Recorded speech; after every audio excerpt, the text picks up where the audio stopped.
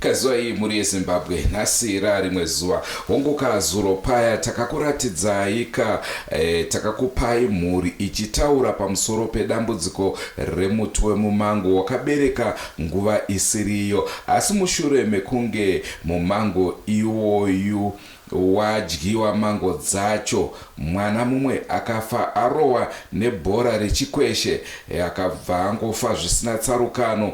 Mumwewo mwanakomana zvakare akafirawo kunzvimbo kuMashonaland West Province kwaanga achishandawo zvakare mugodhi achinzi agwinwa nemagetsi zvisina tsarukano, zvichireva kuti izvi zvese zvakatanga kuitika mushure mekunge mango dzadyiwa. Vamwewo vemhuri vakafamba vakaudzwa kuti mumango ndo uri kukonzeresa zvazoita kuti tisvike pano zuva ranhasi. Rangu zita ndinonzi Andrew Neshamba. Tatika hatingapedze chirongwa tisina kukuratidzai mumango wacho. Pari zvinoka takufamba takananga kumumango, ndo pari kutangira chirongwa chedu chezuva ranhasi. Chidiki zvacho asi taona zvakakodzera kuti munge muchiuona mumango wacho. Linjani muli yeZimbabwe asinini shumba pane chandishamisa pakufa kwevana hanzi vafa shondo rimwe chete vachitevedzana. Havana kufa shondo rimwe chete, mwakafa this week mumwe wachifa the following week, saka it's every week pari kuitika ndofu. Hayi kunzima ke muli yeZimbabwe njengoba lisizwa ke besiphathele ke last previous besiphathele udaba lwamamengo ke amamengo lawa aseqede abantu lapho ke umntwana owabulalwa libhora bedlala ibhora labelimchaya esiswini wabesifa, walandela ke omunye ke ngeviki elilandelayo wabesifa ke yena ebulawa ke esemayini ebulawa ngamagetsi, lapho ke wachaya ligetsi okungazwisisekiyo wabe efela khonapho. Kusho ukuthi ke abemuli balokusola ukuthi after kudliwa amamengo lawa yikho ke wabangela ukuthi abantu bebesifa emulini. Zvabva zvandifungisa kambo kanoti kwatabvira kure kure nenhamo muriyopera makatarisa mutona. Asi kwadzese muri yeZimbabwe tinokurudzira kusubscribe kuDrumas Media, taking you to another level. Andrew Neshamba Drosta rangu igama nguNomsankomo.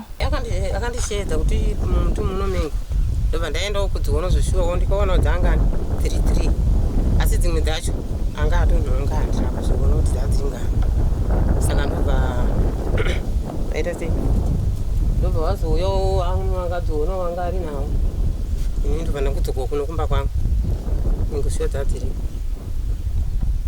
Saka dzese hamusi kuzwa dzaingani ndisingazive kuti dzakanhongwa dzadziri ngani, asi ini dzandikazokwanisa kuona ndikaonawo dza3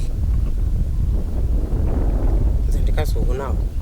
Idzi dzimwe dzacho dzandasiuzivo kuti dzadziri ngani 3 ndo dzandikawana dzirimo mumuti.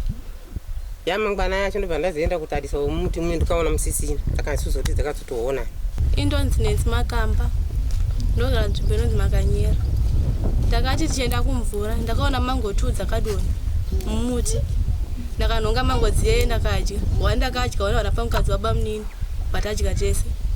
Ndakudzoka ndasvika ndaudza mama zvanzi mama chienda kuratidza tezvara wenyu, baba vanaenda varatidza pawazoda gogo kuti muti maona mango chi nemuroora wangu gogo nababa vaenda vandavanakidza mango dzepadziri, ndavanakidza mango dziye sana gogo adziri kutemewa mango dzine chirevo takadzifambira maprofita hansi dzine chirevo, tikati oraiti uve vana kuzandazodya futi mango idzodzo dadza kungonhongawo tichipa vanhu vakanhonga vakakwira muti wakatema mango dziye.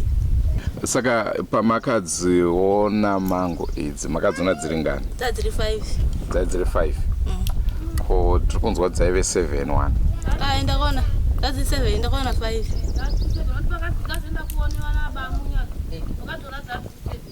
Pamakadya mango idzi dzaingoita kunge dzimwe mango dzese dzamajaira here kana kuti dzanga dzine mutsauko?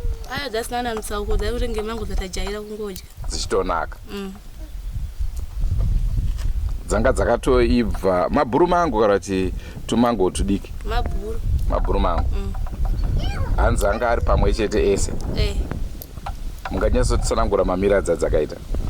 Dzadziriwo panzvimbo 1 dzakangoda dzikango dzimwe dziri pamusoro dzimwe dziri pasi dziri panzvimbo 1. asi muti wese usina dzimu. usina dzimu. Saka akatanga kudzitema ndiani? Hazina kutemwa, tangodziona dzakadonha pasi vananhonga ndini atakonhonga.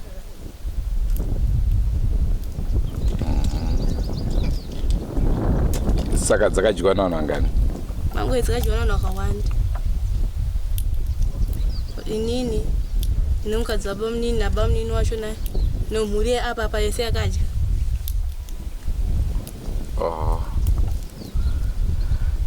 Asi musati madziona dzakaibva kudaro, tingati kumashure uko makatomboona here muti uine maruva uchiratidza kuti waune mango dzakukura kuzosvikira dzibve? Makanga mamboona here kumashure uko? Nandisina, ndataura dziona tete ava. Maruva yanga yaripo zvisina papa kadazi kako kakaruhwani.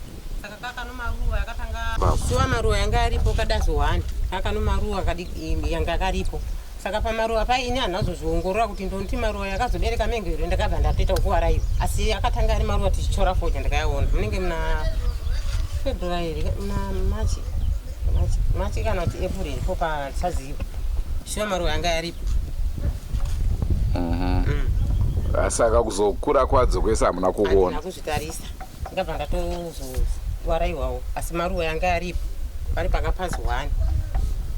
Ndikanova ndokakabereka mengika Ndodzirozi chakati kwabva kwakanyera nzvimbo makanyera madhawe. Mengo dzinini handina kunge ndadziona hangu. Pana tete vangu ava ndovaingotamba, ndaiti pamwe kutamba ndingoti maiguru tingoenda kutsime maiguru yamuone mango ndati mutete munopenga mango dzobereka nguva ino achingotamba vachingontaura kuti ndichiti pamwe kuti asi kuseka zvavo.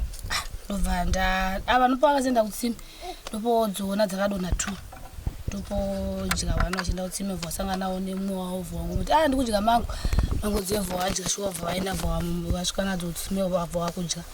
Vachidya wadaro ndobva vazouya vati mama ndanhonga mengo. Ndikati manhonga mengo saka varume vangu vanga varipo panguva vati handeitoona. Ndobva vauya vese ndasara kumba ndobva vauya ndobva vaona. Saka pavakazoya kuona varume vangu vakaona dziripo 7 ava vakanga vaona 5 asi idzo dzanga dziri 7. Ndobva vatoti shuwa ndovanhu pavakasangana namama ava ndipo pavakatsanangurwawo zvavakatsanangurwawo. Ava vanga vatita semani vanga vatodya. Saka vapo vakangodyawo hwani iyoyo. Mangwana acho futi vakaenda kutsime kuseni ndobva vanhonga futi imwe. Ndobva vauya naye kumba vati mama ndanhonga mengo. Ndobva vauya naye vyadyiwa nabamunini vamunini vanga vakagara pamukomana. Ndobva dzanzi mango munongozowa paitikawo muchero chinhu senguva isingawanikewo panguva. Ndobva atofunga tiwana twese muno tokatoenda pamutipo pai tokatotsvaga muti tichitendera apo mango dzedzevha dzazotemewawo nevamwewo tumwe tuvana vadzatochekerana nomushauri papa vatochekerana mango dzedze dzadzatodyiwawo. Ndo mazviri asi mango idzi pandakazodzionawo inini ndakazoona dzadzikangowa dzingori papazi rimwe chete ndopanga dziri bazi rimwe chete. Rangati bazi rimwe chete takangoita kuungana so panzvimbo imwe chete papazi wani. Maybe mubvunzo wangu unogona kunge wakanangana nemi mama. Handichireva vari kumashure kwenyu. Tiri kunzwa kuti hakasike kutanga mango idzi kuonekwa ichokwadi. Gore rapera sho pakabereka 2 dzanga dziripo panzvimbo 1. Ndobva ndarambidza diki ndikati mengo nguva ina isati ndaona upenyu hwangu kukura kwese kuno kasati ndaona mengo dzichibereka nguva ino. Musaje please ndapota zvangu. Ndobva waita sei vana vaibva nzwisisa kubva dzadonha ndobva taenda kudzifushira. Maruva iyoyo handina kumboyaona asi gore rino ndopatakatima kuti tiona kuti shuwa mengo dzikuita maruva here kandi dzingouya here kana dzauya. Asi shuwa ndakaona gore rino maruva yakaita sei yakaita padazi iroro. Zvekuti mungava nenhoroondo here kuti muti uyu wakabhadhiwa here nekuti kazhinji kacho bazi kuti ringonzi ndo rabereka rega.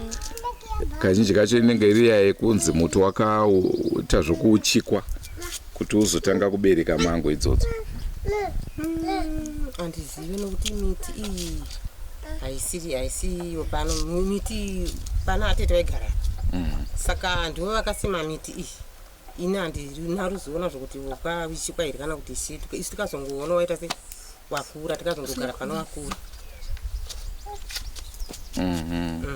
Saka izvo zvandina ruzivo nazvo kuti wakawiswa here kana kuti wakaita sei kuti tikazongoonawo dzama wakura. Kufa kwawakaita watetewo sesusu tikanzi tirime ipapo tikungorimawo ipapo tisingoningirikinwa asi mengo tinongo kana dzaibva tinongodya mhuri yese hapana munhu ari kunzi ndomudzi wavene tese novaroora navazukuru vese vanongoya tingotema mengo tichingogovana. Vatete ava vakafa varidzi veMangwe? Vese novarume vavo. Ko ivo vakafa sei? Teta teta vakangobona pativi vachigezi muzukuru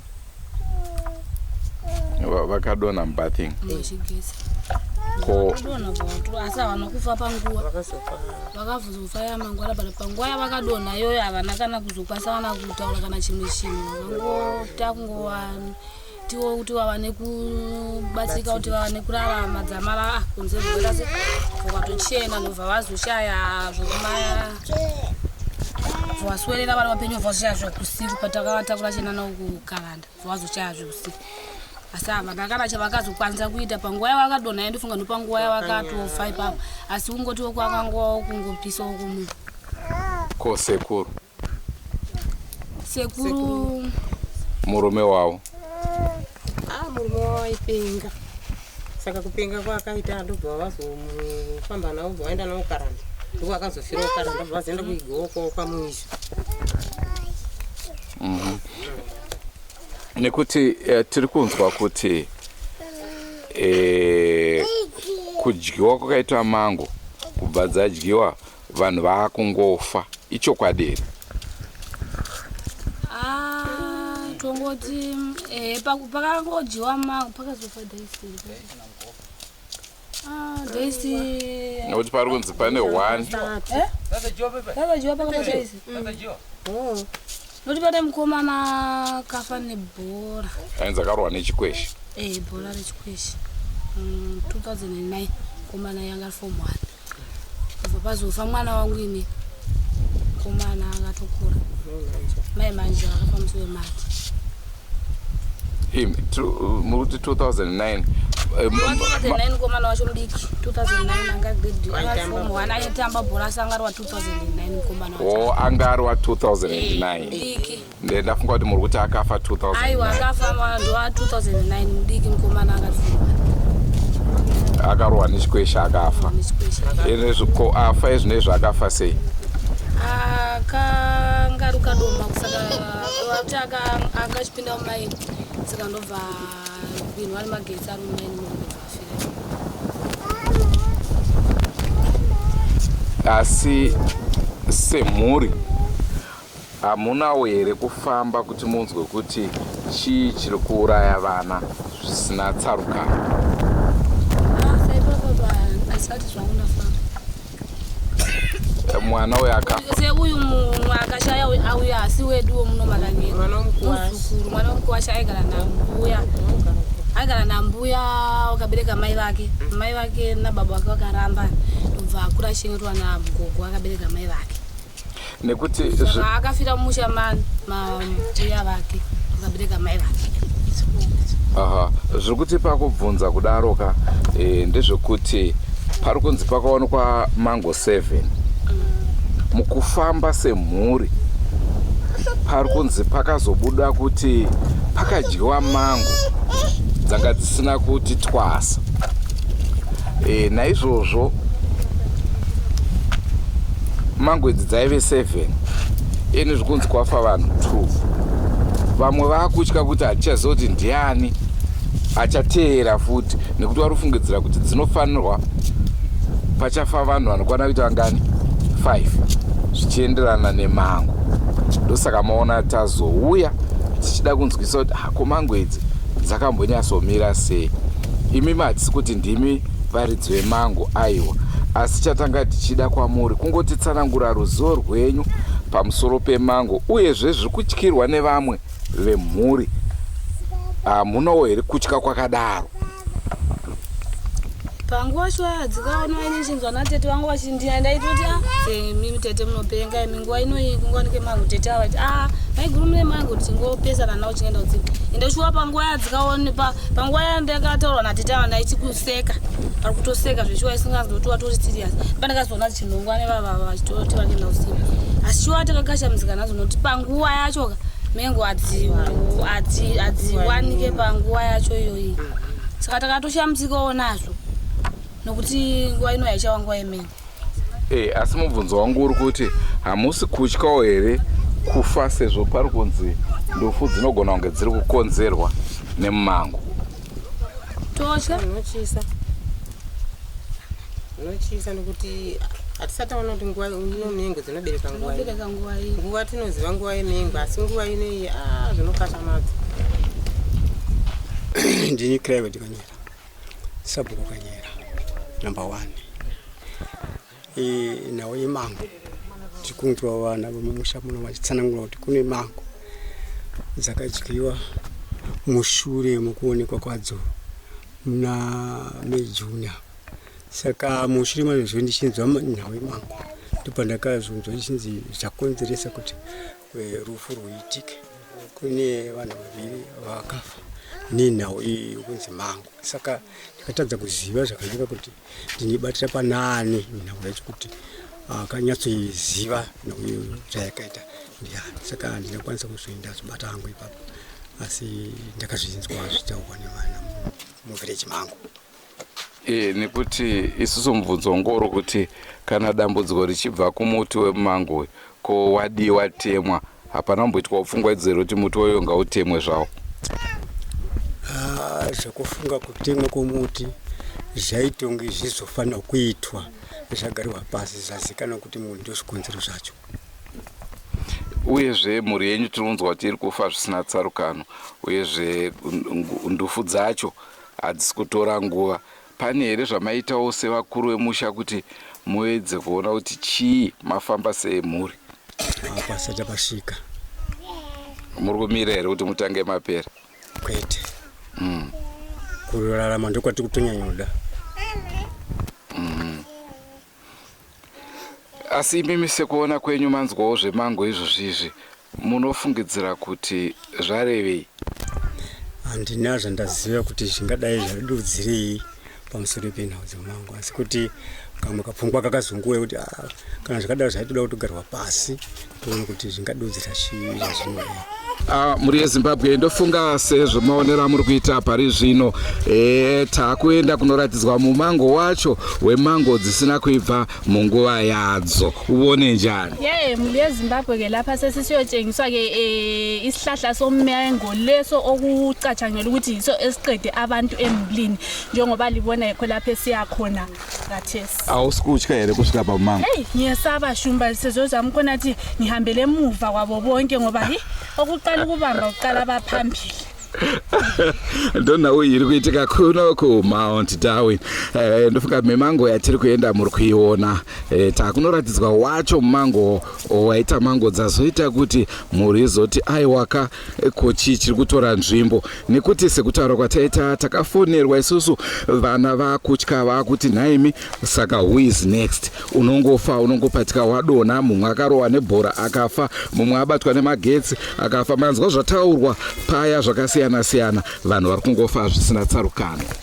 Muri yeZimbabwe njengokubona kwenu sesifikile ke esihlahleni leso esomango lapho ke okucashangelwa ukuthi yiso ke siqeda abantu.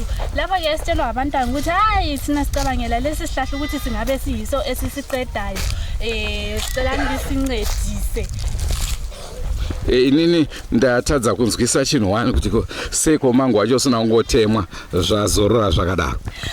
Shumba njengoba uzizwele kuthiwa hayi thina singabantu bohlobo lunye kodwa angeke ngithathe ihloka ngiyogamula isihlahla esemzini womunye kutsho ukuthi hayi balokwesabana ke emulini. Ndofunga pamuri kuona apo pane kashizha kakaoma ndipo pari kunzi ndopadzanga dziri mango dzacho ipapapo. Asi muti unoyu muchiutarisa muti muhombe zvikuru. Rimwe divi taona wakazara maruva kuratidza kuti uri kutobereka. kubereka. Uyezve ukatarisa zvakare mune tumwe tumango tudiki diki turimo tunoratidza kuti turi kukura tuchimirira nguva yemango. Saka mumango mumwe chete tomboti yakatengwa kumhiri kwemakungwa kwadzinoibva nguva dzakasiyana siyana, asi mubvunzo wangu unoti mumango mumwe chete ungaite here kuti dzimwe dziri kuibva ezvinezvi dzimwe dzozoibva muna December? Hayi mina le yiZimbabwe le ishumba le njengoba libona ke muli eZimbabwe lapho kulehlamvu lelane liwomileyo yikho ke lapho kuthiwe kutholakale ke imengo lezi ekade ziwile zadliwa yilabo abazidlileyo. Saka ameno ndozati miti inobhadwa zvichidaro daro, asi pane mibvunzo kudarika mhinduro dzobva dzaibva muna June, asi ezvinezvi dzakutoda kuibvirana futi nemimwe miti. Mukatarisa divi iroro remuti unoyu rese iri harina michero, iri riri kuratidza kuti rakatopedza basa raro kare, asi tozotenderera ndofunga regedzai ndikuratidzei rimwe divi racho. Unoona kuti maruva aripo kuratidza kuti muti uno pari zvino wakutogadzirirawo mango semimwe miti yese. Mukutangira ipo panapa ndofunga makutotanga kuona maruva zvichiratidza kuti ndo mango dzinozikanwa nevanhu. Muti mumwe chete asi divi rimwe riri kubereka rine maruva asi rimwe rakatodyiwa kare. Hey njengoba sibona ke muli eZimbabwe elinye isayidi lomengo alila mahlamvu, kuomile kutshengisa ukuthi hayi lona ke umsebenzi walo sela uqeda okubeletha amamengo. Leli elinye isayidi leli njengoba sibona liyenza ukuhlanza sibe kutshengisela ukuthi hayi sokuprepare njengendlela esijayeleyo ukuthi amamengo thina siwadla ngalesi sikhathi, kodwa lelane elinye isayidi lomengo kukhanya ngathi lona selaqeda umsebenzi walo. Kuyindlela le esimangalisayo ukuthi 2 in 1 isihlahla esisodwa senza maybe 3 in 1. asazi khonapho ke shumba ukuthi kuhamba njani. Andicho chirongwa chatakupai muri Zimbabwe chidiki zvacho, asi taona zvakakodzera kuti munge muchiona mumango wacho chinonetsa kapa muti uyu. Rimwe divi rine maruva, rimwe divi ndo runzi rakadyiwa zvino uno. Hey njengoba libona ke muli eZimbabwe sathi sifika ke esihlahleni lesi elinye icele ke lilamaluba, enye icele alilamaluba, kutshengisela ukuthi lele elinye icele selazala, lele elinye icele leli selilungiselela ukuzala. Khona kuyisimanga into esingazake siyibone shishamiso shumba. Uyezveka chimwe zvechiri kundishamisa inini ndechekuti kubva pese pataedza kutaura navo kuti vateme muti uyu, vese vari kutya, vari kutsika veukama, vari kutsika vepo pamusha, vari kunzi ndo vanga vachichengetedza mumango uyu, vari kuti aiwa hausi wedu wakasiyiwa kare, saka hapana muridzi uyezve hapana ruda kutema. Asi shumba pane mubvunzo futi mumwe futi wandinawo wekuti patakabvunza sekuru vaye kuti saka vana vopera here makatarisa vakati home kungavapere zvavo. Ndo panonetsa kaipapo. Hayi ke kunzima ke muli eZimbabwe njengoba libona ke sake sabuzisisa emulini ukuthi njengoba umango lo lingazwisisi ukuthi wona ubeletha kanjani, kungani ukuthi liugamule kuphele bathi bona thina asikwazi ukuthi siugamule ngoba asowethu ngabo anti awubabakazi abafaya abasishiyayo yibo abanikazi besihlahla lesi. Ungathiwa muli bonke ke kukhanya ngathi balokwesaba phezulu kokugamula ukuthi bagamule isihlahla lesi. Hayi kunzima ke muli eZimbabwe pakaipa. Ndo chirongwa chatangati nacho muzuva ranhasi muri eZimbabwe ngatisanganika mune zvimwe zvirongwa zvachiramba tichikupai, asi ndoda kukuzivisai kuti tine imwe nhau zvakare iri kuitika munzvimbo ino yasekuru vane nyoka iri mumba. Vari kuti aiwaka vanobatsira ngavachiuya vandibatsirewo ibve, uyezve gogo vari kuti ichi chimurume chenyoka ichi chaakundinetsa handichachida. mai vakushandukira murume asi hey apakaoma mauya mukati nzanziye uye nekuditswa kwake inandi ndiona umbwa imbwa yakaromba yakazvirombera yega ini maoko yanga akachena mazvinzwa kana kutotora maprofita ambiwane ivo ngavauya vazotaura kuti mukadzi ndiye ari kubikira Mazinzi. Ava vanozokwawo pamwe vakusapota koma wamheno. Yani. Imi mpedze chete. Chinotadza kutaura zvinhu zvachene chazvakatora. Aiwa tichapedzana Ini ipo. kana da uri mufira ndinotaura. Tichapedzana ipo pa. Ndinotaura. Tichapedzana muchinda yeyo. Kwakuda kutauriwa neni. Pakazviromba wanga. Pezai mama pezai mbuya wani. Uchipezai ambuya. Aiwa pezai. Pezai mbuya. Ndinomutsika uyu. Amenyi ndiri kumumamisa nhasi uyo. Anobheka nhasi. Aiwa gogo. Ndinomunyisa. Gogo. Chopati namwani nhasi harichi. Aiwa. Munondikuwadzira muzukuru wako kana. Ndinomumamisa saizi. Munomakanyira izi. Yakaoma. Ndinotora chitamu chaise kumushongaridza. Vana vangu vakaisa panguva yakaoma vese vari vatatu. Asi unochitsanangudza. Wakutadzirira. Goodbye my friends. Goodbye my friends. Wakamboonana tichazoonana nerimwe zuva hama dzangu. Goodbye my friends. Goodbye my friends. Wakamboonana tichazoonana nerimwe zuva hama dzangu. Ini ndokwenda kubasa kwangu. Iwe makiwe mkaranga.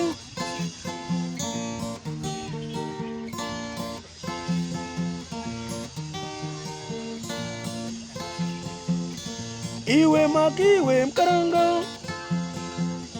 Iwe makiwe mkaranga.